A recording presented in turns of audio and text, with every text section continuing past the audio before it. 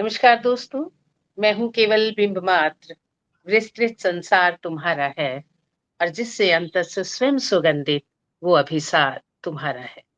हर पूजा का प्रथम पुष्प है, तुम्हें समर्पित है शिव जी। मेरे इन कोरे भावों पर बस अधिकार तुम्हारा है। मेरे इन कोरे भावों पर बस अधिकार तुम्हारा है। आइए और हमारी कोरे भावों में समा जाइए, हमारी कलम की नोक पर रहिए, हमारी जीवा में बसिए, हमारे ज़हन में बसिए। हम जो भी कहें, जो भी लिखें, जो भी बोलें, देश हित में हो, लोक हित में हो, समाज हित में हो, दिलों से निकले और दिलों तक पहुँचे। पथगामिनी के इस खूबसूरत से पेज पर मंजुला श्रीवास्तव जी के स्नेह निमंत्रण के साथ हम यहाँ उपस्थित हैं। एक खूबसूरत सी शख्सियत के साथ, जो दिल से ही खूबसूरत नहीं है, आत्मा से, ज़हन से उससे भी ज़्यादा खूबसूरत हैं। आज मैं आपको मिलवाने जा रही हूँ डॉक्टर अजय अनुराग जी से। अजय अनुराग जी, आपका बहुत-बहुत स्वागत करती हूँ पथगामिनी के इस पेज पर। जी सोनिया जी, आपको सबसे पहले नमस्कार। और सबसे पहले तो मैं आपको और श्रीमती मंजुला श्रीवास्तव जी को के प्रति आभार व्यक्त करना चाहूंगा। और साथ ही साथ पथगामिनी के जितने भी दर्शक हैं, जुड़े हुए लोग हैं, उन सब के प्रति बहुत आभार कि आपने आज मुझे अपने मंच पर बातचीत करने के लिए आमंत्रित किया है। तो हमारा अ, सौभाग्य। जी धन्यवाद जी। एक्चुअली जिस फील्ड से आप जुड़े हैं अजय जी, वैसे बहुत दिनों से मेरा एक बार मैं पहले भी आपसे बात कर चुकी हूँ। जी बातें इतनी हैं हमारे पास आपको लेकर करने के लिए कि जो मंच है या जो समय है वो कम पड़ जाता है। तो इस तरह की बातचीतें होती रहनी चाहिए, बाकी गीत, गज़ल, मुक्तक, छंद जो भी विधाएँ हैं हम उसमें अपनी बात कहते रहते हैं। लेकिन ये बातचीत भी बहुत ज़रूरी है, ख़ासकर आजकल के ये जो दिन चल रहे हैं, एग्ज़ाम डेज़, और इन एग्ज़ाम्स में जिस तरह का प्रेशर है और जिस तरह की कोचिंग क्लासेस आप लेते हैं, और आप भी बच्चों के बीच में घिरे रहते हैं और मैं भी बच्चों के बीच में घिरी रहती हूँ। मेरा मसला थोड़ा-सा सरल है क्योंकि मेरे बच्चे अभी उस स्टेज तक नहीं हैं, जिन बच्चों के साथ आप रहते हैं। आपके पास आने वाले बच्चे ज़्यादा मेंटल प्रेशर में होते हैं, तो जी उन्हीं को जी। लेकर आज हम कुछ बातचीत करेंगे। अनुराग जी, पहले तो मैं आपके बचपन के बारे में जानना चाहूँगी कि आपका खुद की स्टूडेंट लाइफ़ कैसी थी? आप स्टडी में मतलब एक टेंशन लेकर रहते थे, कोई जुनून था, या बड़े ईज़ी वे में अपनी स्टडी करते थे और आपके स्टडी अवर्स क्या रहते थे? जी। ये थोड़ा स्मृतियों में लौटने वाली बात है जो आपने सवाल जी। पूछा है। तो मुझे जहाँ तक याद है कि स्कूल के दिनों में तो इतना प्रेशर नहीं था जैसा आज के दिनों में प्रेशर है। जी, अ, बिल्कुल। हम लोग जिस दौर में हैं उस दौर में तो बहुत ज़्यादा स्कूल एजुकेशन और ये हमारे समय में बहुत सारी एक्टिविटीज़ भी होती थी। और ख़ासकर मेरा जो इन्वॉल्वमेंट था वो स्कूल के अन्य गतिविधियों में, ख़ासकर साहित्यिक गतिविधियों में ज़्यादा रहता था। अच्छा जी। तो जी, तो स्कूल के बहुत सारे जितनी भी सारी ऐसी गतिविधियाँ होती थी, चाहे वो साइंस फेयर हो या फिर साहित्य का मंच हो या स्कूल की पत्रिका के लिए काम करना, तो मैं ज़्यादातर ऐसी चीज़ों में इन्वॉल्व होता था। और पढ़ने को लेकर एक बहुत ऐसा कोई अतिरिक्त प्रेशर जैसा नहीं था, बड़ा एक शौक में पढ़ना होता था। और बेहतर करना है ये तो एक क्लास में एक माहौल बनता है, इसलिए हम सब लोग ऐसा सोचते हैं। जी, लेकिन जी। आज के हमें एक सर्टेन परसेंटेज लाना है या हुँ। टॉप करना है, इस तरह का बिल्कुल नहीं था। ये दीगर बात है कि स्कूल के दिनों में रिजल्ट अच्छे होते रहे हुँ, और हुँ। अच्छे डिवीजन जो मार्क्स होते हैं उससे रिजल्ट होता रहा। लेकिन आज के दौर में जो मैं कह रहा हूँ, इस तरह का ऐसा कुछ भी नहीं था। तो बड़ा एक मज़े में हमने पढ़ाई की है। जी, और जी। और शायद यही वजह है कि उस पढ़ाई के प्रति कभी मन उबने जैसी बात नहीं हुई। वो रुचि ये हमेशा बहुत बनी अच्छी रही है बात और कही आज भी वो आपने। रुचि बनी हुई है। जी। ये बहुत अच्छी बात कही आपने अनुराग जी, कि जिस चीज़ को हम सरलता और सहजता से करते चले जाते हैं, चाहे वो पानी का बहाव हो या कुछ और। अ, तो वो अपने आप बड़ी सरल और सुलभ हो जाती है और उसका हमारे दिमाग पर कोई प्रेशर नहीं रहता और जब कोई काम बिना प्रेशर के किया जाता है, तो वो अपने आप ही खूबसूरत हो जाता है। हमारे साथ काफ़ी लोग जुड़ चुके हैं जो आपका स्वागत कर रहे हैं। रश्मि अभय जी आपको नमस्कार कर रही हैं, आपका स्वागत कर रही हैं और हमारे जी, साथ मंजुला नमस्कार। जी भी लगातार जुड़ी हुई हैं, वो भी जी, आपको जी। स्वागत और नमस्कार कर रही हैं और जितने भी लोग हमारे साथ जुड़े हैं, मैं आप सभी का बहुत-बहुत शुक्रिया करती हूँ। एक्चुअली मैं आज खुद मेरी ओर फ़ोन से से भी सभी को नमस्कार, जो लोग इस मंच से जुड़े हैं, आप सबको मेरा नमस्कार। धन्यवाद आप सबका। तो आप बने रहिए, अभी हमारा बातचीत का ये अलग तरह का दौर आज शुरू होने वाला है, तो हम इसको आगे बढ़ाते हैं। अनुराग जी आपकी शुरुआती जो जॉब थी, वो शुरुआती दौर में ही आपने मतलब कोचिंग सेंटर से ही शुरू किया या कुछ और पहले आपकी नौकरी थी? नहीं शुरुआत मेरी मीडिया से हुई। कुछ दिनों तक मैंने अच्छा, मीडिया में काम किया। अरे जी, वाह! हुँ, और मीडिया की पृष्ठभूमि भी मेरी रही, मैंने मास कम्युनिकेशन किया है। तो अच्छा सर। और साहित्य में लेखन भी होता रहा। बल्कि आपको एक बहुत मज़े की बात बताऊँ, आपको हैरानी होगी जी, जी, जी। कि जब मैं इंटरमीडिएट प्लस 2 जिसे कहते हैं, जब मैंने पास हुँ, किया, उसी वर्ष, ये 92 के आसपास की बात है, उसी वर्ष 1991-2 की बात है। तो उस वक़्त हमारे शहर से मैं झारखंड का एक क्षेत्र है, कोयलांचल क्षेत्र है धनबाद, मैं वहाँ, मेरी स्कूलिंग वहीं अच्छा। से हुई। मेरा हुँ, बर्थ प्लेस भी वो धनबाद है। तो शहर से एक पहली पत्रिका, ये ऐतिहासिक एक रिकॉर्ड भी है कि उस शहर से हुँ, पहली पत्रिका निकली अभियान के नाम से। अच्छा। और मैं प्लस 2 पास करने के बाद उसका, उस पत्रिका का संपादक मैं बना, पहला संपादक। और उस वक़्त मैंने प्लस 2 किया था बस। हुँ, तो ये था कि शुरू से ही पत्रकारिता की तरफ एक रुझान बन गया और वो पत्रिका अच्छी चली भी। कुछ दिनों तक हुँ, अच्छी चली वो। और उसमें उस ज़माने में उस दौर के जितने साहित्यकार थे हमारे क्षेत्र के लोग, हुँ। वो सब वो उससे जुड़े थे, उसमें वो लिखना, और हम लोग उसमें इन्वॉल्व थे। तो एक बेहद कम उम्र में जब शायद अ, जी, उतनी समझ नहीं होती, तब एक बिल्कुल। पत्रकारिता के प्रति मेरा रुझान, और तब से ही हुँ, मैंने हुँ, अखबारों में लिखना भी शुरू कर दिया। हुँ। तो ये सिलसिला शुरुआती अभी दौर में जारी है या बंद हो चुका है सर? पत्रिका, पत्रिका, अखबार या ऐसा इसी इस तरह की किसी भी नहीं वो गतिविधि से? पत्रिका तो बंद हो गई, वो नहीं, पत्रिका तो उस पत्रिका ज़माने तो में। बंद हो गई। जी। जी, जी। पेपर लेकिन मेरा वगैरह लिख कहीं और लिखते हैं आप? जी, मैं जी, हिंदी के वही। लगभग सभी पत्रिकाओं में लिखता रहा हूँ। जी, अभी भी वही लिखता बात। हूँ। जी, जितने भी हिंदी दैनिक हैं और ऐसी पत्रिकाएँ हैं, उन सब में मैंने लिखा है और अभी भी लिखता हूँ। लेकिन अब थोड़ा लेखन का क्षेत्र थोड़ा सीमित है। ख़ासकर मैं पुस्तक समीक्षा ज़्यादा लिखता हूँ। हुँ, हुँ, और हुँ। अभी कभी-कभार लेख और पुस्तक समीक्षा रेगुलर मैं लिख रहा हूँ। जी, तो सर ये जो पुस्तक समीक्षा की आपने बात की, मैं यहीं आपको लाना चाह रही थी आपकी बातचीत करते-करते आपको। तो समीक्षा से आप क्या मतलब समझते हैं? जैसे बहुत सी आजकल प्रकाशक भी ज़्यादा हो गए हैं।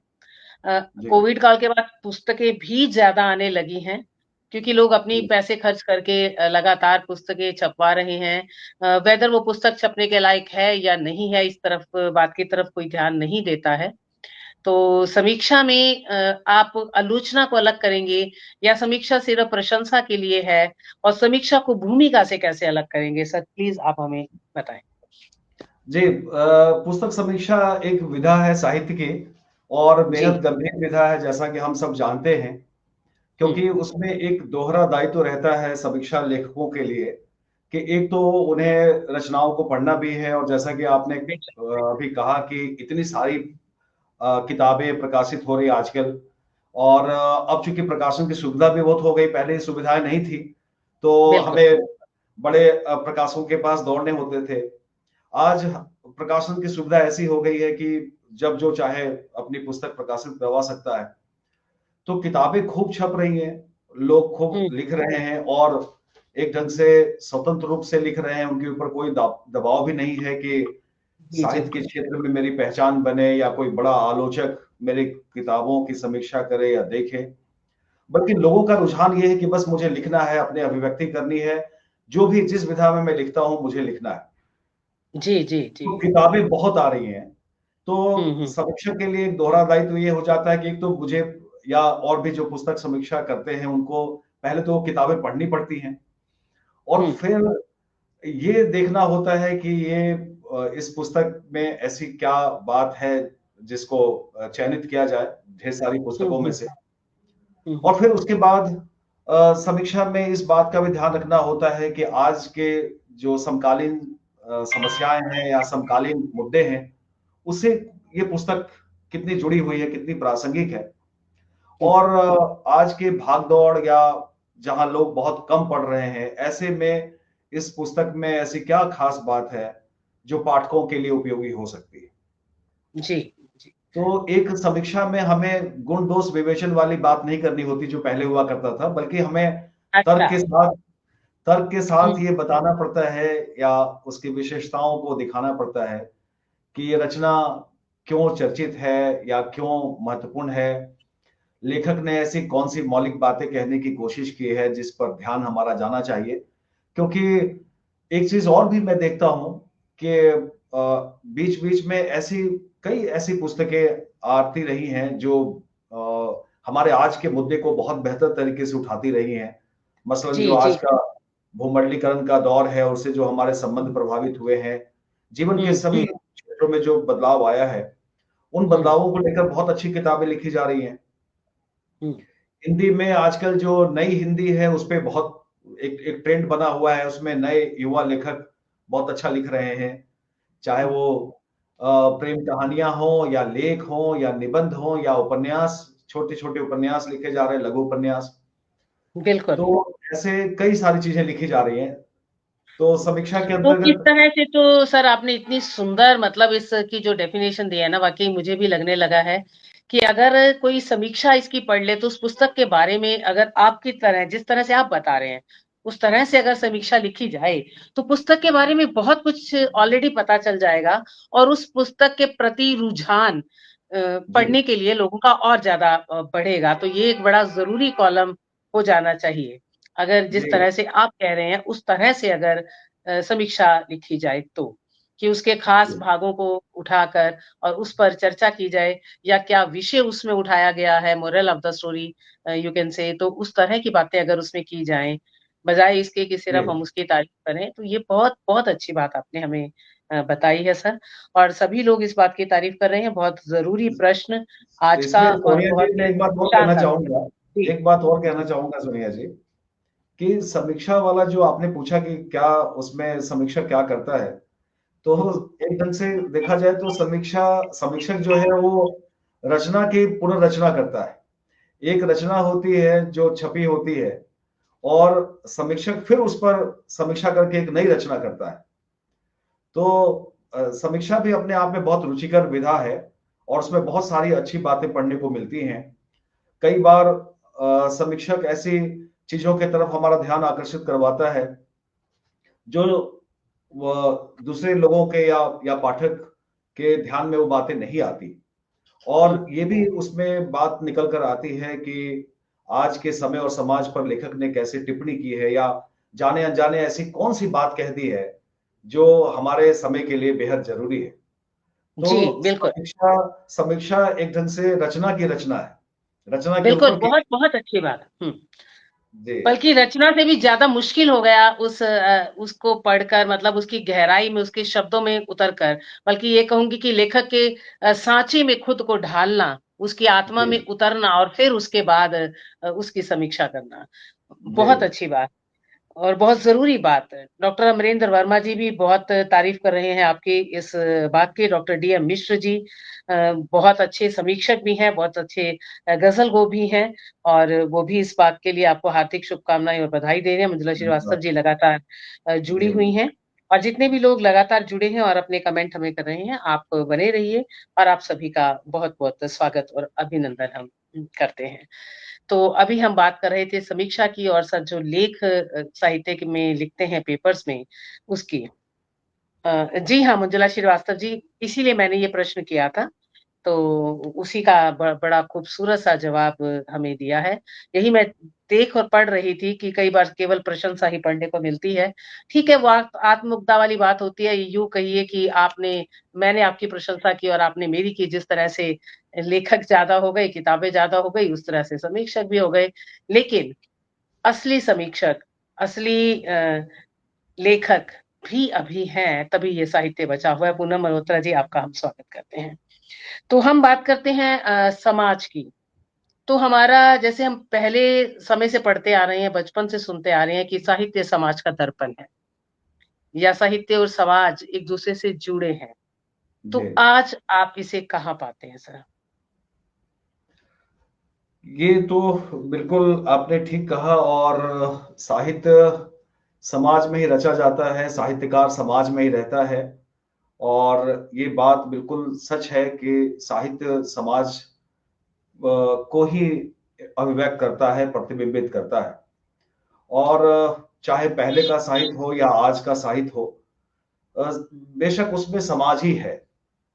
हुँ, और आज के साहित्य में भी वो चीजें हम देख रहे हैं, क्योंकि आज के साहित्य की खास बात यह है कि इसमें बहुत अधिक कल्पना या आदर्श की कोई गुंजाइश नहीं है।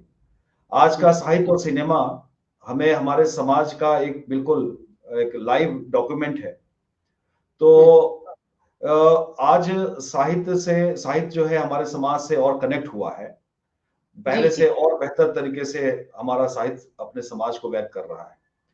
बल्कि कई बार ये भी है कि अगर हम देखें तो आज का साहित्य न केवल समाज को रिफ्लेक्ट कर रहा है, बल्कि उसकी एक पड़ताल भी कर रहा है कि समाज किस बिल्कुल सर। डायरेक्शन में जा रहा है, क्या उसमें चीजें बदल रही हैं। और उनको बहुत बेहतर तरीके से हम साहित्य में समझ सकते हैं। हुँ, दूसरी बात ये है कि साहित्य को लेकर एक चीज और कही जाती है कि साहित्य समाज का दर्पण ही नहीं है, बल्कि उसका वो एक दीपक की भूमिका में भी होता है, हुँ, उसको एक रास्ता भी दिखाता है, रोशनी रास्ता भी दिखाता दिखाता है। है। जी, जी। तो ये वाली थोड़ी-सी बात मुझे खटकती है कि आज के साहित्य में हमारा समाज तो है, लेकिन हुँ, हुँ, समाज में कैसे बदलाव हो, उसमें क्या हुँ, हुँ, हम बहुत सकारात्मक कर सकते हैं, वो चीज़ें कहीं-कहीं मिसिंग मुझे नज़र आती है। हुँ, क्योंकि आज के साहित्य और सिनेमा में ज़्यादातर मामले ऐसे हैं जिनमें लोग परेशान और तनावग्रस्त दिखाई दे रहे हैं, निराश दिखाई दे रहे हैं। पहले के साहित्य में समाज की स्थितियों का ज़िक्र होता था, जी, लेकिन उसमें उसमें एक बड़ा पॉजिटिवनेस भी था, उसमें सकारात्मकता भी हुआ करती थी। जी और सर, लेखक कहीं न कहीं ये भी मैसेज देने की कोशिश करता था कि जीवन में जो विषम या जो खराब परिस्थितियाँ हैं, वो बदल भी सकती हैं। बिल्कुल सर। आज आजकल ये थोड़ा-सा है कि लेखक एकदम हताश, निराश, परिस्थितियों से परेशान, और ऐसा लगता है कि मानो इस साहित्य को पढ़कर और हम हुँ, अधिक निराश हो जा रहे हैं। या सिनेमा भी अगर आप देखें, तो आज की हुँ, मूवी हुँ, सिनेमा को आप देखें, तो देखकर हुँ, आने के हुँ, बाद कोई जोश या कोई परिवर्तन आने के हुँ, बजाय निराशा हुँ, हुँ। और एक डिप्रेशन वाली स्थिति आती है। बहुत बहुत अच्छी बात कर रहे हैं। जी, जी, तो मुझे लगता बिल्कुल है ठीक कि कह रहे हैं आप। लेखक को थोड़ा लेखकीय दायित्व जो है समाज को बदलने का और दीपक की तरह मार्गदर्शन करने का, वो कहीं भूमिका कमजोर हुई है। ये मैं आज के साहित्य को पढ़ते हुए पाता हूँ। यहाँ मैं और यहीं आपको रोकती हूँ सर, कि बिल्कुल जो अभी आप बात कर रहे थे डिप्रेशन की और उदासी की, निराशा की, तो जी, आज अगर हम देखते हैं, एज़ ए पेरेंट भी देखते हैं और एज़ ए टीचर भी अगर हम देखते हैं, तो हमारे चारों तरफ जो इन शब्दों के नाम शायद हमने कभी नहीं सुने थे, कि एंग्ज़ायटी, डिप्रेशन और निराशा, इस तरह के कोई शब्द होते हैं। और आज का जो युवा है, या मैं जी, यूँ कहूँगी कि बचपन से ही इन सब चीज़ों से अपने आप को घिरा हुआ पाता है। जी। और ख़ास तौर पर जब वो कॉम्पिटिटिव एग्ज़ाम्स के लिए तैयारी में आता है, तो उसमें आपको क्या लगता है कि वो पेरेंट्स हमेशा दोष, अगर कुछ भी सुसाइड केस आ रहा है, हमारे पास कोटा से कोई सुसाइड केस आ रहा है या कहीं से भी आ रहा है, किसी भी कॉम्पिटिटिव एग्ज़ाम्स का आ रहा है, तो जी, अंत में सारे का सारा दोष पेरेंट्स को दे दिया जाता है, कि पेरेंट्स ने आपको क्या लगता है कि सभी पेरेंट्स इतने क्रूअल हैं, या वो सभी पेरेंट्स पैदा होते ही बच्चों पे इतना प्रेशर डालते हैं इस चीज़ का कि उनका बच्चा सुसाइड कर ले, यहाँ तक उन्हें मंज़ूर है, लेकिन उनको अपनी जो शौक है वो उनसे पूरे करवाने हैं। आपके पास इस तरह के बच्चे आते हैं कॉम्पिटिटिव एग्ज़ाम्स के, तो आपको क्या लगता है सर? देखिए, इसमें तो एक जो मूल समस्या है वो तो एक अभिभावक की ओर से ही है, गार्जियंस की ओर से ही है कि वो ज्यादा अपेक्षाएं पालते हैं जी। बच्चों के प्रति। और आज का दौर चूंकि बहुत कॉम्पिटिटिव हुआ है, प्रतिस्पर्धाएं बढ़ी हैं, हम्म, और इसमें कोई जॉब लेना या किसी करियर में सेटल होना ये एक बड़ा चैलेंज है। तो अभिभावक गार्जियंस चाहते हैं कि बच्चा जो है वो बहुत बेहतर करे, और हम्म, जो थोड़ी सी जगह है उस थोड़ी सी जगह में हमारा बच्चा अपनी जगह बना ले। फिट हो गया। जी। तो एक तो ये हुआ है कि प्रेशर बहुत ज्यादा है, इसमें कोई दो राय नहीं। दूसरी इससे भी बड़ी जो बात है जो मैं कहना चाहूंगा, और मुझे लगता है कि जिसकी वजह से ये ऐसी घटनाएं हमें सुनने को देखने को मिल रही है जिसमें बच्चे आत्महत्या कर लेते हैं, वो ये है कि एक तो प्रेशर है, लेकिन उस प्रेशर में जो एक मनोवैज्ञानिक रूप से बच्चों के साथ जो जुड़ाव होना चाहिए अभिभावकों हम्म, का या परिवार के सदस्यों का, वो एकदम हम्म, कटता जा रहा है। क्योंकि हमारी फैमिली में हर लोग बहुत व्यस्त हैं, अपने अपने काम में, अपनी अपनी चीजों में इतनी व्यस्तता है। और ये व्यस्तता कई बार बहुत उपयोगी काम की भी है, और कई कई बार बहुत व्यर्थ की व्यस्तता भी है। जैसे मान लीजिए कि मैं कुछ नहीं कर रहा हूं तो रील्स देख रहा हूँ, सोशल मीडिया पे हम्म, टाइम निकाल हम्म, रहा हूँ, लेकिन मैं हम्म, किसी से बात नहीं कर सकता। उसमें इतनी सारी बातें हैं, सोशल मीडिया पे मैं जुड़ा हुआ हूँ, तो इतने सारे इन्वॉल्वमेंट है कि मैं उसमें ही टाइम, जो खाली टाइम है, स्पेयर टाइम है, मैं उसमें लगा सकता हूँ, लेकिन फैमिली मेंबर से बातचीत नहीं करता। हम्म, तो ये जो समस्या है इसकी वजह से एक एकाकीपन पैदा हुआ है लोगों के जीवन में, बच्चों के जीवन में। और वो अपने ही तनाव में रहते हैं पढ़ाई के, या और जो टारगेट है उनका, उनके जो असाइनमेंट्स हैं, काम दिए हुए हैं कोचिंग इंस्टीट्यूट्स के, कॉलेज के, हम्म, क्लासेस के। तो ये एक दोहरा दबाव उनके ऊपर है, एक तो फैमिली का एक्सपेक्टेशन है और दूसरी तरफ उनका एकाकीपन। जी। और इसकी वजह से जब वो उसमें समायोजन नहीं कर पाते, एडजस्टमेंट नहीं कर पाते, तो फिर उसी तनाव के ऐसे वक्त में कभी दिमाग में ऐसी बातें, नकारात्मक बातें हावी हो जाती हैं, और तब ऐसा वो करते हैं। आप हम्म, देखेंगे कि ये घटनाएं ज्यादातर कोटा में हमें सुनने को मिलती हैं, जी। या और भी ऐसे जो कॉम्पिटिटिव माहौल जहां है। कॉम्पिटिटिव जगह है, हाँ। जी। तो उसकी वजह साफ है कि उस जगह काफी एक प्रेशर है, एक काफी दबाव है, और उनका एक काउंसलिंग करना, उनके साथ बात करना, उनकी जो इंडिविजुअल प्रॉब्लम्स है उसको सॉल्व करना, ऐसा कोई नहीं है। और उसी अकेलेपन में, एकाकीपन में, या एक ढंग से लंबे समय से डिप्रेशन में रहने के कारण वो ऐसी चीजों को फिर अपनाते हैं, और वो हम्म। ऐसे सुसाइडल स्टेप लेने के लिए मजबूर होते हैं। तो मुझे लगता है कि एक संवाद की बहुत जरूरी है आज। पर वो संवाद किससे करें सर? अब प्रॉब्लम यहाँ ये भी है, जैसा कि अभी आपने बताया कि मम्मी पापा, उनके पेरेंट मतलब दोनों वर्किंग, और उसके बाद उनका कोई सिबलिंग नहीं। आज का जमाना ये भी है कि आप जॉइंट फैमिली में नहीं, एकाकी फैमिली में हो, अकेले हो। उसके बाद आप फिर से अकेले हो, यानी ना आपका कोई भाई है, ना आपकी कोई बहन है। बहुत से केसेस में ऐसा भी है, सिंगल चाइल्ड है वो। तो ये जी। सिंगल चाइल्ड होना भी मुझे लगता है अपने आप में और ज्यादा प्रेशर बनाता होगा। हाँ, सिंगल चाइल्ड तो एक है ही प्रॉब्लम, लेकिन ये प्रॉब्लम ज्यादातर शहरों में इसलिए भी है कि हम बहुत इंडिविजुअल लाइफ जी रहे हैं। अगर मान लीजिए हुँ, कि शहरों में आप देखेंगे तो सोसाइटी तो बनी हुई है, सोसाइटी हुँ, में लोग रहते हैं, लेकिन वो सोसाइटी केवल कहने की है। कहने की बाकी है। हुँ, बहुत इंडिविजुअल हैं लोग, बहुत इंडिविजुअल, बड़े फॉर्मल हैं, बहुत कम बातचीत। बच्चे जैसे पहले खेला करते थे या मिलजुल कर बातचीत करते थे, या कोई प्रोग्राम, कोई एक्टिविटीज, वैसा नहीं है। हुँ, हुँ, वो जब मिलते हैं तो किसी ना किसी ऐसे प्रेशर में ही मिलते हैं, कोचिंग क्लासेस में, अपने कॉलेज में, या और ऐसे जगहों पे जहां वो सब उन्हीं चीजों में इन्वॉल्व रहते हैं। बहुत रिलैक्सेशन वाली बात आप नहीं देखेंगी। नहीं देख और सकते हैं। जी, और ये इंडिविजुअलिज्म इतना बढ़ गया है, लोग इतने अपने निजी लाइफ में रहने लगे हैं कि वो फिर कहने के लिए सोशल है। कोई सोशल या कोई सोसाइटी वाला ऐसा कोई कॉन्सेप्ट आपको नहीं मिलेगा, बावजूद इसके हुँ, कि सोसाइटी हमने क्रिएट किए हैं, सोसाइटी में हम हुँ, रहते हैं, लेकिन सोसाइटी जैसी कोई चीज है नहीं इनफैक्ट। बिल्कुल तो, ठीक कह रहे हैं आप। तो उसका उससे नाम ही कोई, सिर्फ सोसाइटी है। जी, जी, वो सोसाइटी में है, लेकिन सब अपने अपने में लोग खोए हुए हैं। वो चलते चलते हाय हेलो हो गया, थोड़े से मिल लिए, वरना कोई ज्यादा हुँ, बातचीत नहीं होती। हुँ, हुँ। तो बच्चे, आत्ममुक्त लोग हैं। जी, आत्ममुक्त सब। लोग हैं, अपने अपने अपने इतने सारे उन्होंने अपने काम फैला लिए हैं कि उसमें इन्वॉल्व हैं लोग। हम्म और एक आदत से भी बन गई है अकेले रहने की, अपनी दुनिया हम्म लोगों हम्म ने बना ली है।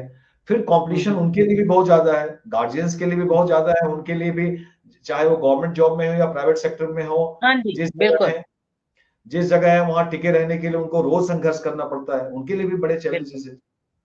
तो बच्चों को कहीं न कहीं हम नज़रअंदाज कर रहे हैं, और बच्चों के बीच में जो एक पहले वाली जो बात होती थी, ऐसे फ्रेंडशिप, मिलना-जुलना, वो भी नहीं है। इसी में इसकी वजह से भी वो अपनी बात किसी से शेयर नहीं कर पाते। हम्म, और आजकल आपने देखा होगा कि आजकल एक नया प्रोफ़ेशन आया है काउंसलिंग का। जी बिल्कुल। ये साइकोलॉजिकल तौर पर साइकियाट्रिस्ट हम्म हैं या काउंसलर्स हैं, एजुकेशनल और करियर काउंसलर्स हैं, हेल्थ हम्म काउंसलर्स हैं। तो वो बिल्कुल। उनकी उनकी भूमिका बढ़ी है, और इसी वजह से बढ़ी है क्योंकि कोई तो हो जो हमारे सवालों के जवाब दे। हम्म, दे। तो हाँ। इसीलिए आज के दौर में इन चीज़ों की डिमांड भी बढ़ी है। हम लोग देख रहे हैं कि आजकल सोशल मीडिया पे भी ये चीज़ें काफ़ी चलती हैं कि लोग कोई कोई करियर गाइडेंस वाले लोग कुछ बता रहे हैं, हेल्थ काउंसलर हम्म। कुछ बता रहे हैं, क्योंकि जो दबाव और तनाव के माहौल में हम हैं, उसमें हम्म हमारी जो बातचीत नहीं है, संवाद नहीं है, हम्म। उसके लिए फिर हम ऐसे सोशल मीडिया पे या जहाँ-तहाँ उसके सॉल्यूशन हम तलाशते हैं, या ऐसे लोगों से मिलते हैं। तो बच्चों के लिए भी ये बहुत ज़रूरी है कि उनको ऐसे माहौल भी दिए जाएँ, और ऐसे काउंसलर से भी उनकी मीटिंग करवाई जाए, उनको बीच-बीच में बातचीत करवाई जाए, ताकि उनके बारे में हम जान सकें कि उनकी जो एक मेंटल स्टेटस है, या उनकी जो एक जो उनकी एक्टिविटीज़ है, वो किस तरीके से हो रही है, क्या सोच रहे हैं, उनके ख़्यालात क्या हैं? ये भी बहुत बहुत ज़रूरी है। ज़रूरी है, बहुत ज़रूरी हो गया है। जी, बिल्कुल ठीक कह रहे हैं आप सर। मंजुला श्रीवास्तव जी लगातार जुड़ी हैं और वो कह रही हैं कुछ दंपति तो आजकल बच्चा चाह भी नहीं रहे, परिवार वृद्धि उनकी दृष्टि में व्यर्थ है। बिल्कुल ठीक कह रही हैं मंजुला जी आप। हमारे साथ महेंद्र नाथ तिवारी जी जुड़े हैं और वो कह रहे हैं कि बहुत अच्छे विषय पर चर्चा हो रही है, बहुत अच्छा लग रहा है सुनते हुए। हमारे साथ शिवांश सरल जी लगातार जुड़े हैं। हमारे साथ भूदत्त शर्मा जी हरिद्वार से भी जुड़े हैं, आपका स्वागत कर रहे हैं। और वो कह रहे हैं कि एक कमरे में 3 व्यक्ति और तीनों अलग-अलग मोबाइल पे, ऐसा मंजुला श्रीवास्तव जी भी कह रही हैं। इम्पोर्टेंट मुद्दा उठाया है आज के इन जिन विषयों पर आज बात हो रही है। उद्धत जी कह रहे हैं सार्थक विषय, सार्थक चर्चा, बधाई पथगामिनी परिवार को। बधाई हम सभी को कि हम चाहते हैं कि अगर हम बुद्धिजीवी हैं, साहित्य से जुड़े हैं, तो हमें ये सार्थक चर्चाएँ भी समय-समय रहते करते रहना चाहिए। जैसा कि अभी आप बता रहे थे कि काउंसलर भी बढ़ गए हैं और छोटे-छोटे बच्चों को काउंसलर के पास ले जाया जाता है। जिस तरह की कुछ एक तो हमारी मूवीज़ ने काम खराब किया था, हमारे सीरियल्स ने किया था। उसके बाद मुझे लगता है कि रही सही कसर ये जो नेटफ्लिक्स आया है, इसने पूरी कर दी है। जी, एक जी, लंबी-लंबी सीरीज़ और उसको लगातार उसको देखना और उसमें सिवाय नेगेटिविटी के या समाज के, मैं यूँ कहूँगी कि सभी जो हमारे संस्कार हैं, उनकी धज्जियाँ उड़ती हुई दिखाई देती हैं। जो बात आप अभी कह रहे थे कि जी, मोटिवेशनल कोई बात हो या आगे बढ़ने कैसे बढ़ा जाए या संघर्षों से कैसे लड़ा जाए या प्रॉब्लम से सॉल्यूशन कैसा पाया जाए। इस तरह जी। का मुझे नहीं लगता कि कोई भी सीरियल या कोई भी मूवी या कोई भी ऐसी चीज़ है। आप क्या कहना चाहेंगे सर? जी, ये वही मैं कह रहा था कि ऐसी चीज़ें समाज में होनी चाहिए। जैसे आपने अभी कहा कि हम लोग बातचीत कर रहे हैं। एक बहुत ज़रूरी बात ये है कि समाज में डायलॉग हों, हुँ, एक विभिन्न विषयों पर विमर्श हो, बातचीत हो, लोग मिलें। और जिस तरह से हम लोग सोसाइटी की बात कर रहे हैं कि पहले ये एक कल्चर था, हमारी एक संस्कृति थी कि हम स्कूल के लेवल पे, कॉलेज में, पब्लिक प्लेसेस पे, सेमिनार हॉल में हम अलग-अलग विषयों पे बातचीत करते थे। बेशक। और उन विषयों पे बातचीत में अगर हम पार्टिसिपेट करते थे, तो उन चीज़ों को सुनने के बाद हम अपने फैमिली में, बच्चों में, समाज में, उनको फिर हम चाहते थे कि वो चीज़ें हमारे आस-पास भी हों। हुँ। लेकिन जब वो चीज़ें हमें मिलती ही नहीं है, या जब हम ऐसे माहौल में नहीं हैं, तो ज़ाहिर-सी बात है कि हमारी जो इंडिविजुअल समस्याएँ हैं, वही ज़्यादा हमें हुँ, बहुत बड़ी लगती हैं। कि हमें क्या हम्म जरूरत है समाज के बारे में या लोगों के बारे में सोचने की, हमारी हम्म, प्रॉब्लम्स हम्म, बहुत ज्यादा खुद है। की। जी, तो ये चीजें नहीं हो पा रही है समाज में, जिसको हम लोग कहते हैं कि कल्चरल डेवलपमेंट जो है वो उतना नहीं हो पा रहा है। हम ये भागे जा मेन रहे मेन हैं। बात है, अभी आपने जो शब्द यूज किया ये बहुत जरूरी है आज के समय में, बिल्कुल सर। जी, भौतिक उपलब्धियों के पीछे और हमारे जो टारगेट्स हैं, गोल्स हैं, करियर्स हैं, पैसे कमाने का लक्ष्य है, हमें महानगरों में अपने आप को स्थापित करना है या गांव से शहरों की ओर जाकर नौकरी तलाशनी है। इतने सारे मुद्दे हमारे पास हो गए हैं और वो इतने महत्वपूर्ण हो गए हैं कि जीवन भी कोई चीज है या जीवन में हमें थोड़ा जीवन को जीना है, लोगों से मिलना है, बातचीत करनी है। मैं खुद भी अपनी बात कहता हूँ हम्म। कि मैं, भले ही मेरी रुचि है, चूंकि साहित्य मेरा विषय भी है और हम्म साहित्य में पढ़ता पढ़ाता हूँ, लिखता हूँ, तो मैं तो चलिए साहित्य के बहाने उन चीजों को समझता हूँ और उसमें इन्वॉल्व भी रहता हूँ। लेकिन कई बार इतनी भाग-दौड़ हो जाती है कि हम खुद भी ऐसी चीज़ों में नहीं जा हम्म पाते। कई ऐसे कार्यक्रम आयोजित होते हैं, उसमें आमंत्रण मिलता है कि ऐसे हम्म सांस्कृतिक कार्यक्रम, लेकिन उसमें कई बार समयाभाव की वजह से हम उसमें शामिल नहीं हो पाते। हम्म, जबकि ये सांस्कृतिक विकास और सांस्कृतिक गतिविधियाँ, सांस्कृतिक आंदोलन जिस समाज में नहीं होंगे, उस समाज में फिर एक तरफ़ा एकांगी विकास होगा, तनाव बिल्कुल। होगा, हिंसा होगा और तमाम तरह की ऐसे नकारात्मक चीजें होंगी जो आजकल हम लोग देख रहे हैं। और जिन लोगों को ये भूमिका निभानी है, साहित्य, समाज, समाज के जो बुद्धिजीवी हैं, सिनेमा के जो लोग हैं, उनका एक बहुत बड़ा दायित्व है कि वो ऐसे पॉजिटिव एक माहौल बनाएं। हम्म लेकिन दुर्भाग्यवश वहां भी वही एक ढंग से व्यावसायिकता हावी है, तो वहां बिल्कुल भी सर। उन चीजों को प्रोत्साहन दिया जा रहा है जिनसे लाभ मिले, जिनसे फायदा हम्म हो, और हम्म जो जरूरी चीजें हैं वो कहीं ना कहीं छूटती जा रही हैं। और यही वजह है कि हम सब लोग एकदम तनाव में रहते हैं। मैं एकदम ड्राइविंग हाँ। करता हूँ, मैं जाता हूँ, मैं देखता हूँ कि छोटी छोटी बातें सड़कों पे होती हैं। लोग बड़े जेंटलमैन हैं और हाँ, छोटी सी बात पे लोग सड़क पे मारपीट पे उतारू हो जाते हैं मारपीट, एकदम। बिल्कुल बिल्कुल, क्योंकि वो अपना ऑस्थेंटिक। गुस्सा वो निकाल रहे हैं दूसरों पर, हाँ, बिल्कुल। हम्म मुझे बड़ी हैरानी होती है कि पढ़े लिखे लोग हैं, बहुत बेहद हम्म समझदार से दिखने वाले लोग हैं और छोटी सी बात हम्म पे सड़कों पे एकदम लड़ने पे उतारू हो जाते हैं। तो हम्म, ये सब एक एक इंडिकेशन है कि हम कहीं ना कहीं जो एक तनाव में है। कल्चरल गैप है, उस गैप और उस ट्रैप में हम फंसते जा रहे हैं। हम हम्म, केवल बस अपने उन्हीं भौतिक उपलब्धियों के पीछे ही लगे हुए हैं और जरूरी चीजों को नजरअंदाज कर रहे हैं, ये मुझे बिल्कुल, लगता है। दूसरों के लिए ताली बजाना बहुत मुश्किल हो गया है आज समाज के लिए, और पर जी। दूसरों के लिए गाली देना बहुत आसान हो गया है। ये एक बहुत बड़ा जी। चिन्ह है कि हम खुद तनाव में हैं। अब जैसे हमें शुरू में देखते थे या सुनते थे या मेरे पापा कहा करते थे कि जो हमारे अंदर है वही तो छलकेगा। तो अगर हम तनाव में हैं, हमारे अंदर गुस्सा है, अग्रेसिवपन है, तो वही छलकेगा जब हम किसी भी से भी बात करेंगे। जी बहुत बिल्कुल। अच्छी बात आप हमें कर रहे हैं। सो सभी बातें संग्रहणीय भी हैं और विचारणीय भी हैं और अमल करने योग्य भी हैं।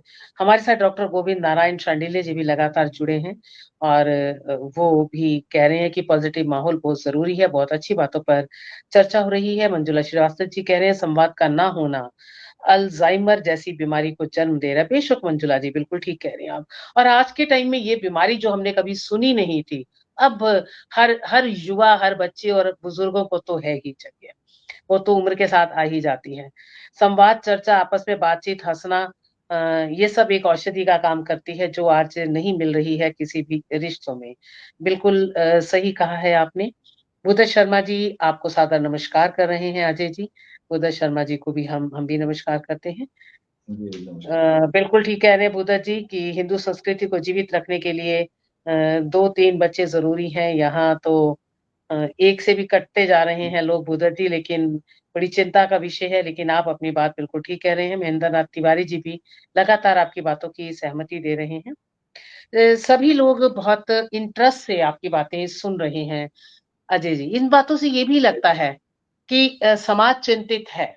हमारी उम्र के जो लोग हैं या जो साहित्य में जुड़ाव रखते हैं, जो वाक़ई ही समाज की या बच्चों की चिंता करते हैं, वो इस बातचीत में भी इंटरेस्ट रखते हैं। वो ये चाहते हैं कि इस तरह की बातचीत होती रहे, कि हम इन मुद्दों पर भी बात करें, ताकि ये मुद्दे जो हैं, फैल कर हमारे बच्चों तक पहुँचे। जी। अजय जी, आधुनिक जीवन जो आज का है, वो प्रेशर में आ गया, उससे हमें पता लग गया। अब ये लक्ष्य जो है, जो मूवीज़ ने बता दिया, कि आपको क्या लगता है कि बच्चों को हम ये कहते हैं कि 10वीं क्लास के बच्चे को ये इजाज़त हो, बच्चा जिस लाइन में जाना चाहे 10th के बाद, 11th में, वो विषय चूज़ कर सकता है। जी। एज़ ए टीचर या जिस तरह की आप कोचिंग देते हैं, आपको क्या लगता है कि 10वीं क्लास का जो बच्चा है, वो उस उम्र में होता है कि वो 11th में उसे किस किस तरह के विषय लेने चाहिए, वो इतना बड़ा चुनाव खुद कर सकता है अकेला? क्या वो इतना सक्षम है? जी नहीं, ये तो बात आपने ठीक कही कि वो, मुझे लगता है कि 11th-12th का बच्चा उतना सक्षम नहीं है कि वो अपने करियर के बारे में निर्णय ले सके। हुँ, इसके लिए, और दूसरी तरफ ये भी होता है कि उस उम्र में बच्चा बहुत रिएक्टिव भी होता है। जी, ये बात तो है। इस बात को भी हमें ध्यान रखना चाहिए कि वो जो उम्र का जो ये दौर है, वो पड़ाव है, उसमें बच्चा बहुत रिएक्टिव होता है। और हुँ, आप हुँ, उसे अच्छी बात भी कहें तो वो उसकी हुँ, उसकी बहुत गहरी प्रतिक्रिया देता है। कई बार वो आपसे नाराज भी हो जाता है, आपके विरुद्ध भी हो जाता है।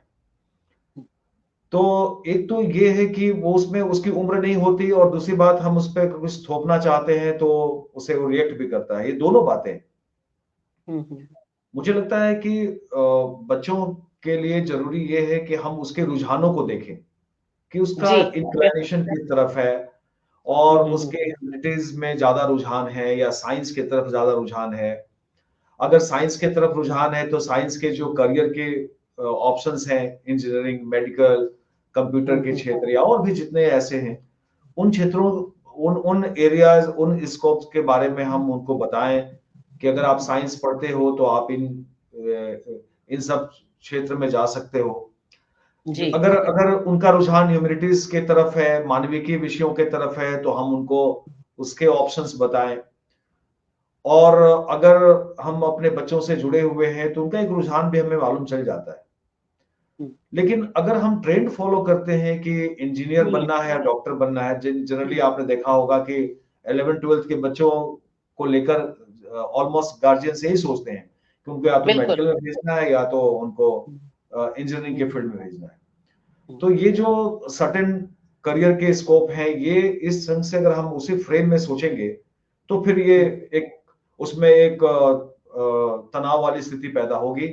बच्चे चाहते नहीं है, लेकिन जो फैमिली से इतना प्रेशर बनाया जाता है कि नहीं, तुमको इंजीनियर बनना है, हुँ, डॉक्टर बनना है। हुँ, हुँ, हुँ, हुँ, हुँ, हुँ, तो फिर उस दबाव में, कई बार बच्चे दबाव में उस ऑप्शन में उसको ऑप्ट करते हैं या उस फील्ड में वो जाते हैं, लेकिन उनका रुझान नहीं होता, तो बहुत अच्छा नहीं करते, और फिर बाद में वही फ्रस्ट्रेशन वाली स्थिति पैदा होती वही फ्रस्ट्रेशन वाली स्थिति आ जाती है। है। तो जी। वही बात है कि आज के माहौल में कुल मिलाकर वही सारी बातें लौट के आ रही हैं, कि हम सभी व्यस्त हैं, हमारे बीच में संवाद होने बंद हो गए बच्चों हैं। को उन पर छोड़ और देना चाहिए, बच्चों से बातचीत करनी चाहिए, और जी, उनके उनके रुझानों को देखते हुए ही उनको करियर सजेस्ट करना चाहिए, मुझे ऐसा लगता है। जी। तभी ये करियर काउंसलर और ये हेल्थ काउंसलर और ये सब जो हैं वो बढ़ते जा रहे हैं, क्योंकि घर के लोगों के पास जो काउंसलिंग पहले दादा-दादी या नाना-नानी या चाचा या भाई-बहन कर लेते थे आपस में, अब वो सब क्योंकि बंद हो गई हैं, तो इसलिए ये रुझान जो है वो बढ़ता जा रहा है। बहुत अच्छा हमारी बातचीत के सारे विषय रहे। तो अब आपकी बातों पे आते हैं अजय जी, कि आप लेख लिखते हैं, आर्टिकल्स लिखते हैं पेपर्स के लिए। तो जी। वो आर्टिकल्स आपके किस टाइप के होते हैं? किन मुद्दों पर होते हैं? लगभग हर किसी का एक रुझान होता है, तो वो किस तरह के आर्टिकल्स होते हैं आपके? मेरी अभिरुचि ज्यादातर शिक्षा और समाज में रही है। जी। तो ज्यादातर मैं प्रेफर करता हूँ इन्हीं विषयों पर लिखने के लिए। हुँ, कभी कभार कुछ अन्य विषय, कुछ ऐसे तत्कालिक विषय आते हैं, हुँ, कुछ राजनीतिक विषयों पर, अंतर्राष्ट्रीय विषयों पर भी मैं लिखता हूँ। लेकिन ज्यादातर मेरा जो रुझान रहा है वो सामाजिक परिवर्तनों की तरफ रहा है, जो बदलाव होते हैं उसमें मेरी अभिरुचि रहती है, सामाजिक सांस्कृतिक विषयों को लेकर। तो मैं जी। उस पर लिखता हूँ, पुस्तकों की समीक्षा पे लिखता हूँ। और शिक्षा के क्षेत्र में चूँकि मैं जुड़ा हुआ हूँ, तो 1-2 ऐसे अखबार हैं जहाँ रेगुलर कॉलम मेरा छपता है। पिछले 12-15 वर्षों से कॉलम छप रहा है मेरा। अरे वाह! जी, जैसे एक प्रभात खबर अखबार है, उसमें लगभग हुँ, 15 वर्ष हो गए। हर थर्सडे को एक अच्छा। कॉलम आता है मेरा, हुँ, सिविल हुँ, सेवा हुँ, हुँ। मार्गदर्शन मार्गदर्शन के क्या नाम बात! से। हुँ, जी। और दैनिक भास्कर की पत्रिका एक हुआ करती थी, अभी तो बंद हो गई है, लक्ष्य। तो हुँ। उसमें मैं रेगुलर कई वर्षों तक लिखता रहा दैनिक भास्कर में। मैं पढ़ती थी कभी, ध्यान जी, आ गया जी। आज। जी, लक्ष्य में उसके रेगुलर कॉलम था उसमें। हुँ, तो हुँ, अभी बाकी ऐसे पत्र-पत्रिकाओं में शिक्षा पे तो रेगुलर लिखता हूँ, हुँ। लेकिन ऐसे जो सामाजिक विषय आते हैं, उन विषयों को मैं ज़रूर लिखना चाहता हूँ, जो परिवर्तन हो रहे हैं, जो बदलाव हो रहे हैं। और अमूमन ऐसे विषयों पर जिन पर लोगों का ध्यान नहीं जाता है, लोग उसे नज़रअंदाज कर देते हैं। और कहीं न कहीं वो धीरे-धीरे हमारी सोच, हमारी मानसिकता, हमारे जीवन को गहरे तक प्रभावित करता है। उन विषयों पर हुँ। मैं ज़रूर लिखना चाहता हूँ।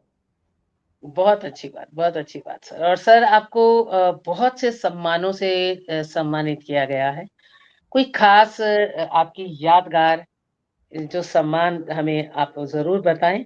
बहुत बढ़िया बात कही आपने, शर्मिले जी कह रहे हैं और ये विषय होने बहुत ज़रूरी है। उमंग सरीन जी भी हमारे साथ जुड़ी हैं, वो भी तारीफ़ कर रही हैं और आपको बधाई दे रही हैं। तो आपको हमारी तरफ से भी बहुत-बहुत बधाई।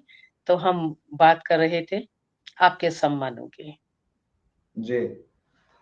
सम्मान तो हमें समाज की ओर से एक ढंग का स्वीकृति है कि समाज आपको स्वीकार करता है कि आप अच्छा कर रहे हैं। बहुत और अच्छी बात सम्मान थी। सम्मान हमारे दायित्व में भी इज़ाफ़ा करते हैं कि हमारा दायित्व बढ़ता है कि हमें और बेहतर करना चाहिए। बिल्कुल सर। और म सम्मान मिलना अ, ये भी एक अच्छी बात इस सेंस में है कि हमें लगता है कि हम जो कर रहे हैं वो सही भी है, और उसमें और हमें बहुत तन-मन अच्छी से बात लगना कही सर आप।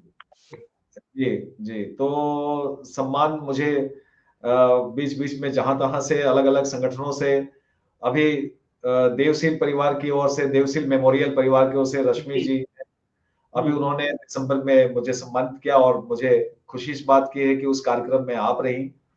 आपने जी। उस कार्यक्रम का एंकरिंग किया, और बहुत शानदार उसको एक गौरवशाली एक प्रोग्राम आपने उसको बनाया। उसमें भी मुझे सम्मान थैंक यू मिला सर। और शिक्षा के लिए मिला। अभी इस 9-10 फरवरी को मुझे पटना में अच्छा। डॉक्टर स्वतंत्र प्रसाद शोध संस्थान है वहाँ, उसकी ओर से मुझे हुँ, सम्मानित किया गया। हुँ। चूँकि वो एक बहुत बड़े ऐतिहासिक उपन्यासकार रहे, और उनके उपन्यासों पर मैंने रिसर्च किया है। अरे भारत वाह! सरकार वेरी गुड। के भारत सरकार के संस्कृति मंत्रालय से सीनियर फेलोशिप मिला था, तो मैं उनके हुँ, ऊपर ही रिसर्च किया था, तो उसके लिए मुझे अभी सम्मान मिला। हाल ही में इस 10 क्या फरवरी बात को है। मैं पटना में था। लेकिन इन सम्मानों में कई ऐसे सम्मान मिले हैं, सारी वो तो अपनी जगह है। लेकिन मुझे एक हुँ। सम्मान याद आता है, जो आपने कहा तो जी मुझे सर। याद आ गई। ज़रूर सर, ज़रूर बताएँ। जी, कि मुझे स्कूल के दिनों में एक सम्मान मिला था। मुझे हुँ। बस अभी वो याद आता है हुँ, हुँ, हुँ। कि कोई शिक्षक दिवस या कोई कविता पाठ का एक प्रतियोगिता थी, और उस हुँ, प्रतियोगिता में मैंने हिस्सेदारी किया, तो उसमें मुझे प्रथम पुरस्कार मिला। हुँ। और प्रथम पुरस्कार के रूप में मुझे अमृतलाल नागर की एक पुस्तक, अरे वाह! उनका एक उपन्यास है, अमृत हुँ, और विष। आपने हुँ, आपने देखी होगी, हुँ, आपने पढ़ा भी हुँ, है। हुँ। तो अमृत और विष मुझे फर्स्ट मतलब प्रथम पुरस्कार के रूप में मिला, और सेकंड पुरस्कार जो था, द्वितीय पुरस्कार, वो था प्रेमचंद का कोई उपन्यास, निर्मला, या शायद मेरे ख्याल से रंगभूमि, हुँ, कर्मभूमि कोई हुँ। था। तो मैं प्रेमचंद को जानता था। मैं अमृतलाल नागर अच्छा, को उस वक़्त नहीं जानता था। नहीं जानते थे, हाँ। स्कूल के दिनों की बात है। तो हुँ, मैं हुँ, उस वक़्त केवल प्रेमचंद को जानता था। तो मुझे जब प्रथम पुरस्कार के रूप में वो पुस्तक, वो उपन्यास मिला, तो मैं बड़ा दुखी हुआ। मुझे कहा हुँ। कि मुझे प्रथम पुरस्कार के रूप में पता नहीं कौन-सी पुस्तक दे दिया है, और अच्छी जो किताब है, अच्छी जो पुस्तक है, वो सेकंड पुरस्कार के रूप में दे दिया गया है प्रेमचंद को। तो मुझे बड़ा दुःख हुआ था हुँ, कि हुँ, मेरे साथ अच्छा नहीं हुआ। जो आयोजक और निर्णायक मंडल के लोग हैं, उन्होंने मुझे उपेक्षित कर दिया ऐसे वैसे। लेकिन बाद में फिर आगे चलकर जब मुझे अमृता नागर जी को जानने का मौका मिला और मैंने उनके उपन्यास पढ़े और फिर उनको जाना, तो मुझे लगा कि क्या कमाल का उपन्यास है अमृत और विष जो मुझे मिला। हम्म और तब मैं फिर समझा कि साहित्य की दुनिया कितनी बड़ी है और प्रेमचंद ही नहीं है, हम्म बल्कि बहुत सारे लोग हैं जो बहुत शानदार लिख रहे हैं। प्रेमचंद तो खैर अपनी है जगह ही। हैं ही, जी अपनी हाँ जगह तो एक हैं ही, उनके बात अलग है। लेकिन और भी बहुत सारे ऐसे साहित्य के क्षेत्र में हमारे नए पुराने रचनाकार हैं जिनकी किताबों को पढ़ा जाना चाहिए। ये मुझे उस वक्त एहसास हुआ था, तो ये बहुत मुझे अच्छी सम्मान बात के है। नाम पे याद है जी। कितनी शानदार आपने अपनी बचपन की याद हमसे सहज भाव से साझा की है। तो आप कविता भी लिखते हैं जितना कि मैं जानती हूँ। अगर आपके आसपास कोई कविता पड़ी हो इस टाइम या आपको कुछ याद हो तो हम ज़रूर आपसे सुनना चाहेंगे और अगर कहीं अंदर रखी है तो फिर कभी सुन लेंगे। जी, जी, आप फिर कभी सुन लिया जाएगा। जी, ठीक है, कोई आज तो विषय रहने नहीं। दिया जाए। फिर कभी हाँ, ऐसा कोई साहित्यिक ऐसी कोई संवाद बातचीत हुई तो मैं ज़रूर अपनी कविताएँ हाँ। आपको सुनाऊँगा। नहीं, हम जी, उस एक प्रोग्राम स्पेशल कविताओं का ही रखेंगे जिसमें हम 3 से 4 लोग रहेंगे, ज़्यादा नहीं रहेंगे, तो उसमें हम सभी अपनी-अपनी कविताएँ कहेंगे, तब ज़रूर। थोड़ा और आसान हो जाएगा कविता को कहना क्योंकि आप सुनेंगे भी और आप कहेंगे भी। जी, जी, तो ज़रूर। अ, चलने से पहले सर हमारे बहुत अच्छी बातचीत रही, इसके लिए दिल से आपका बहुत-बहुत शुक्रिया करूँगी और आपके लिए 4 पंक्तियाँ मैं ज़रूर कहूँगी कि या रब तू मेरी ज़ात को ऐसा कमाल दे जिसकी ज़माना हश्र के दिन तक मिसाल दे, छूनी है वाह! आसमाँ की बुलंदी मुझे खुदा, मेरे परों में ज़ुर्रते परवाज़ डाल दे। और ये वाह! जुनून, ये जज़्बा, ये आपका बना रहे और आप आकाश छूते रहें। मंच छोड़ने से पहले हमारे जवान बच्चों के लिए और आज की जनरेशन के लिए जो भी आप संदेश देना चाहें सर, आपका स्वागत। सोनिया जी, सबसे पहले तो आपकी पंक्तियों के लिए, आपकी शायरी के लिए मैं आपका कायल हूँ। बहुत मैं पढ़ता रहता हूँ और आपके ना केवल लिखने का बल्कि पढ़ने का अंदाज भी बड़ा कमाल का है। आपने बड़ी अच्छी पंक्तियाँ सुनाई। बहुत शुक्रिया। तो ये अच्छा लगता है और आपसे मैं गज़ल तो नहीं लिखता हूँ, लेकिन आपकी गज़लों को पढ़ता हूँ, तो मुझे लगता है कि गज़ल विधा भी बहुत कमाल की है और जी, लिखना चाहिए। बेशक आज लिखना की चाहिए, आप कहें, कभी गज़ल भी।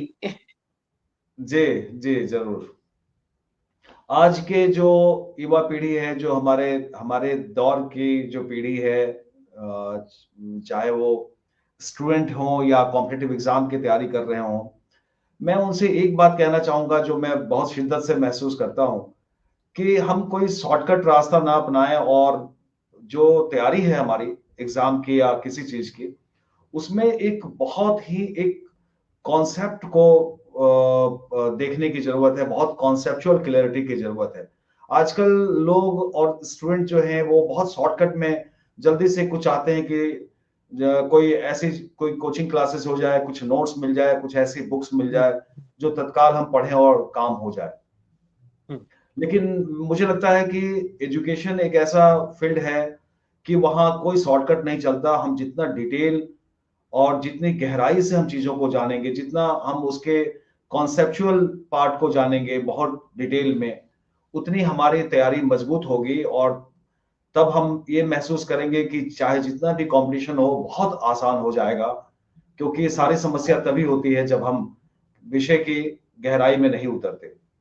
तो मैं यही जी, कहना चाहूँगा कि चीज़ों को बहुत विस्तार से और बहुत पेशेंस के साथ देखने की ज़रूरत है। एजुकेशन के मामले में, ज्ञान के मामले में कोई शॉर्टकट नहीं है और कोई शॉर्टकट बिल्कुल, हमें अपनानी भी नहीं चाहिए।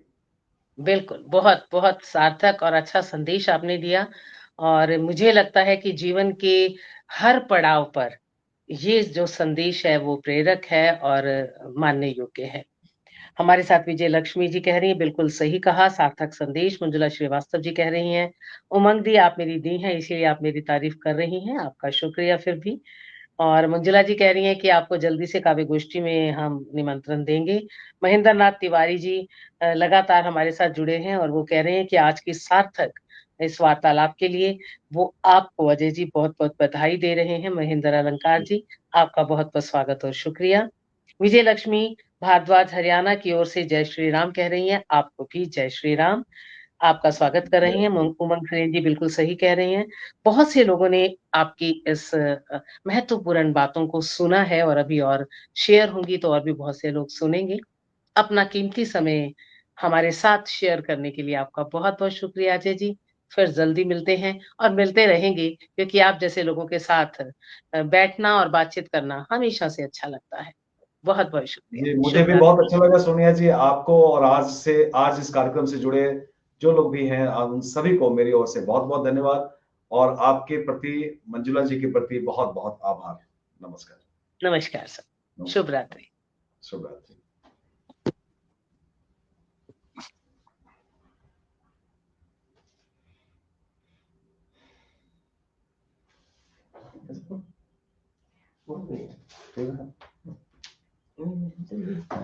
ठीक था ना?